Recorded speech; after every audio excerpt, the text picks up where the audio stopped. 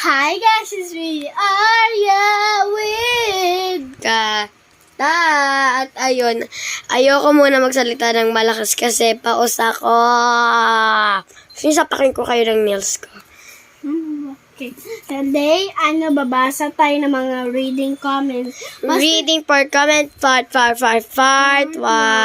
Hindi namin sasabi na yung mga panalo kasi maybe hanapin yung support. Di ba kasi mabash kami na naman. Kasi lagi kami nababash yung TikTok namin. Okay na, so di namin sasabi yung mga panalan. Baka kasi mabash na naman kami. Hanggat 8 lang tayo. Yes! Okay, yung panalo. Okay, number 1. Bakit kamukha ka sa totoong buhay or hindi ba kayo kamukha sa totoong buhay? Kasi yung papa namin kasi is magkamukha, di magkamukha kami. Ganyan. So, okay, number 2. Okay. Okay. Bakit sobrang ingay nyo sa lagi bibidyo kayo? Kasi, wala naman kasing tulog doon. Ngayon, meron tutulog. Yes, pati paus ako, kaya hindi ako sumigaw. Hanggat number 5 lang tayo. Yes, number 10 na lang. Number 5 na Or lang. number 6. Number 5 na lang. Sige. Okay, number 3. Okay, bakit lagi kayo, aaway ba kayo sa totoong buhay?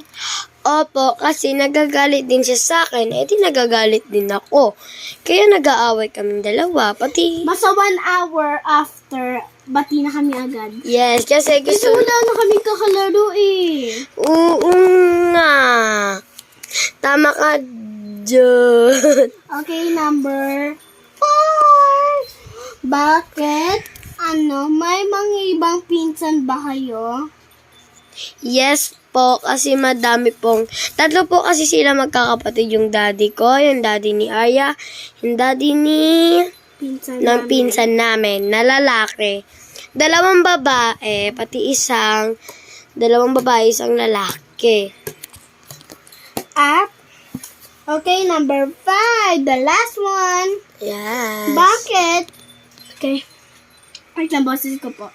Bakit si Arya lagi yung mag-isa basta sikat pa wala?